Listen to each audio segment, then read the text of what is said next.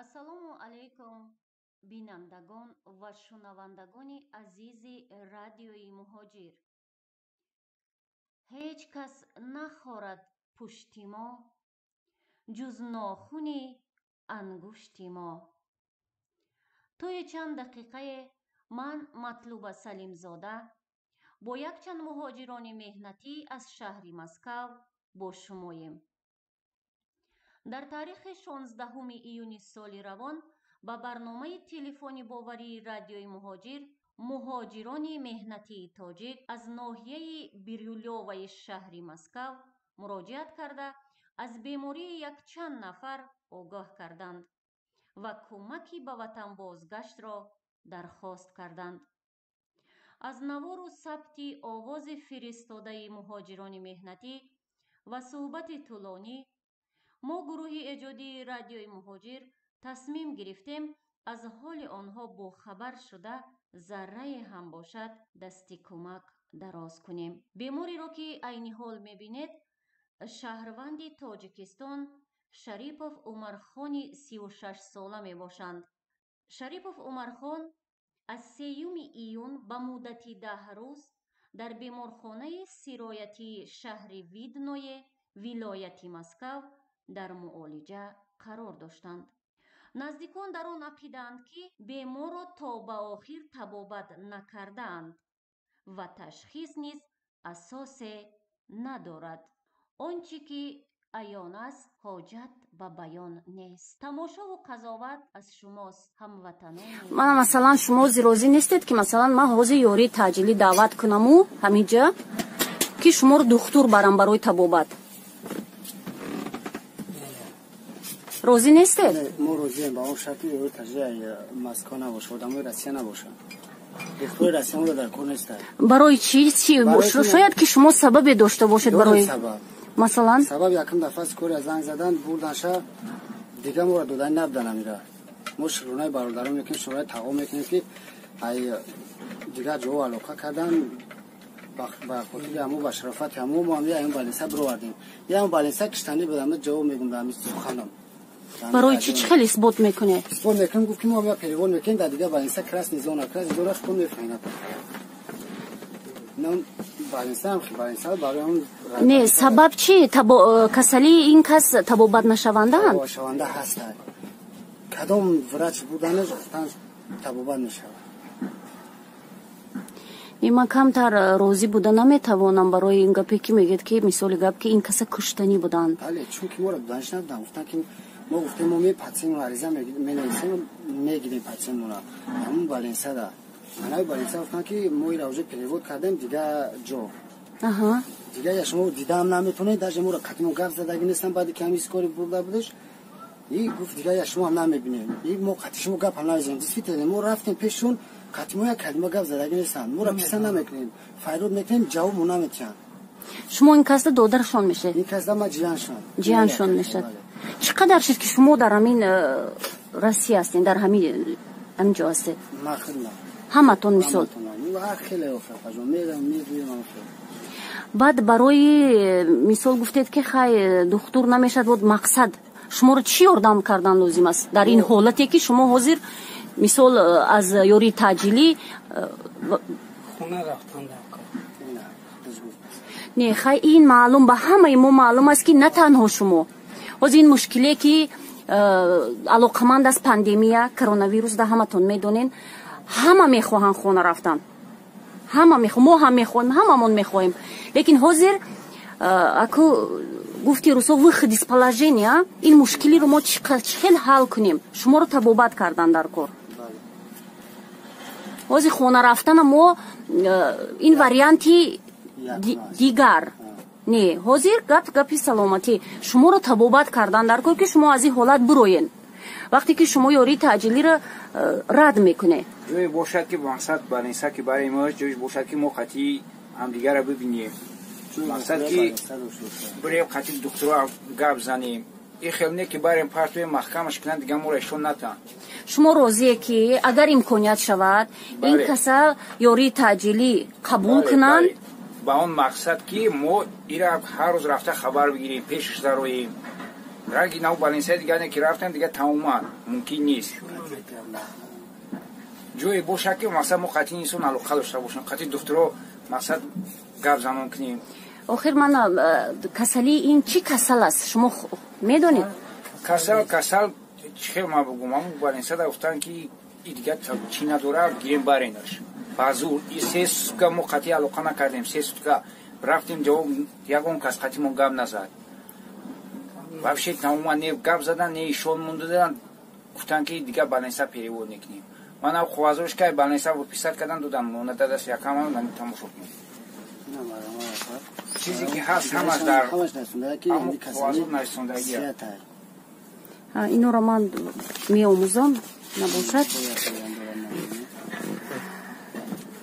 набошад фикри шумо чи аст ки касали ин чи аст шумо бояд донед ки мисол ҷигар дард аст шуш дард ҳаст мо то грансиялаш дана фикри ақидаи мо амин аст ки апаҷон то грансиялаш дана амина тахт назорат ягон баленсия боша ки баленсия хуб масалан музранги баленсия набоша баленсия боша ки хуб боша тахти назорат на то грансиялаш дана то ягон рейс шидана я давлати ҷумҳури тоҷикистонам ҳамун ҳукуматам мо талаби ҳам грансия дорем талаби ягон рейса дорем ки масалан яки бародаро неста дар диси касалӣ дорем боша ишон дода наметонем ҳастаям хеле касалӣ ки вазмина ё хоҳиш ба пешон дорам инам аз барои алло бошам мечитом пажареса биен хонаро ки ман касал дорам сангдели апаҷон касалӣ ҳастанд ки вазминанд гуфтанд ки хона бираванд тавбат кунанд дар ҷа намеша фақат хона дар ҷа суи калон медиҳанд ма чӣ кор мекунем баи 10-20 ҳазор ма апаҷон коркун намеша ё тавбат кунад як уколи қариб 30 000 хичон медонанд ҳама видео кадом мебинад ҷумҳури тоҷикистон аст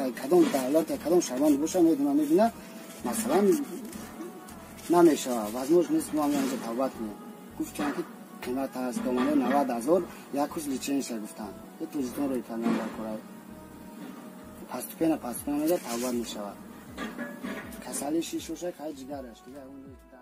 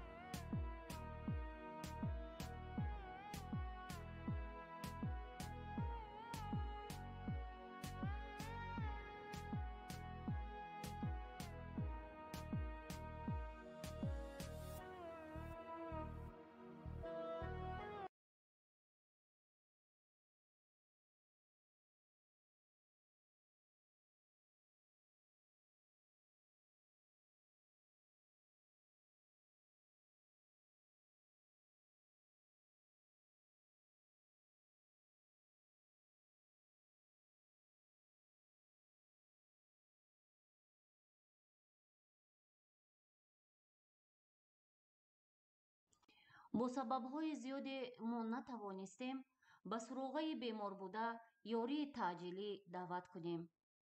бинандагони азиз, мо нусхаи ташхиси беморхонаро ки натиҷаи ташхис дарҷ шудааст ба духтурони дараҷаи олӣ абдулло хоҷаев ва хушбахт ибодуллоев ки дар беморхонаҳои бонуфузи Русия фаъолият мекунанд пешниҳод кардем. биёед бишнавем оиди ин ташхис. абдулло хоҷаев: бемор Шарипов Умархон Назарович 36 сола дар шӯъбаи инфексионӣ яъне касалиҳои гузаранда аз 3 июн то 12 июн хобидааст. ташхиси клиникӣ касалии коронавируси нав COVID-19 аммо тасдиқ нашуда. Инчунин газаки дутарафаӣ паҳншудаи шуш, инчунин гепатити музмин намуди Б бо гузаштан ба циррози ҷигар, синдроми баландшавии фишор дар венаи порталӣ, васеъ шудани рагҳои хунгарди сурхӯрда дараҷаи 2, астсит, анасарка, энцефалопатияи ҷигарӣ, бемории фар дар зери савол. духтури дараҷаи олӣ Хушбахт Ибодуллоев. илтиҳоби дутарафии шуш сабабаш яъне ки вирус нетиалоги нестиги инчи набинам ки бароси ки ман ки ин диагнозое ки ба тоҷика хондагӣ неста мумкин ки ягон камтар хитобиям кунам. Двухсторонняя полисегментарная пневмония вирус нетиалогии мегӯяд, яъне ки илтиҳоби шадиди дутарафии шуш яъне ва барангезандааш вирус. Баъд инҷа кете головной мозг гуфтагӣ, кете головной мозга ин бемории фара мегӯяд. Ин асосан невропатолого дахл дорад, мо ончақадар вай кара наметавонем. Баъд дар бораи анализ онча ки навистагӣ, яъне ки бемории вирус COVID-19 вақте ки анализ месупорад, дар инҷо муайян карда нашудааст, яъне не обнаружена навистагӣ, яъне ки муайян карда нашудааст. Мумкин ки вай бемории вирус COVID-19 гузарондагӣ, бо вақте ки анализ месупорад, баъди 2 ҳафта ин чиз маълум намешавад. Дар мо ҳам бисёр беморҳо хобанд, ҳамин бемории шадиди дутарафии илтиҳоби шуш доранд, вале вақте ки анализ месупорад ва вирус COVID-19 ба анализашон манфӣ мебарад, яъне необнаружена, муайян карда намешавад. хулоса карда инҷо гап дар бораи илтиҳоби шадиди дутарафии шуш, ки яъне барангезандааш вирус мебошад, меравад. ва дуюм бемориаш бемории циррози ҷигар, ки дар инҷо ҳамчун об дар коки ишкам дида мешавад ва дар инҷо ва бемории ва фара мегӯянд. Инҳо бисёртар асабшиносҳо дахл дорад, то ин дида мешавад. албатта дар инҷо гап дар бораи табобаташон меравад, яъне ки камтар беморҳо онҳо табобат кардаанд, ҳатто беморҳо ва доруҳое ки гӯем ки аз вирус табобат мекунад додагиам, ва ҳатто камтар он обе ки дар ҷигар дошт ҳамин хел дренаж монда обашро гирифтагиам ва оянда таҳти назорати бояд ки духтури ҳам гастроэнтеролог ё гепатолог мегӯяд, духтури бемориҳои дарунӣ ё ки бемориҳои ҷигар бояд хабар дошта бошад. ва албатта бояд ки духтури минтақавӣ, яъне участковый духтур бояд ва табиб бояд чӣ кунад, таҳти назорат дошта бошад ва албатта он доруҳое ки барои табобати бемории ҷигар аст тавсия дода шудааст. ҳар он че ки духтурони дараҷаи олӣ Абдулло Хоҷаев ва Хушбахт Ибодуллоев оиди ташхис гуфтанд, ёрии таъҷилӣ низ тасдиқ карданд ва барои шифо ёфтани бемор маслиҳатҳои муфид доданд.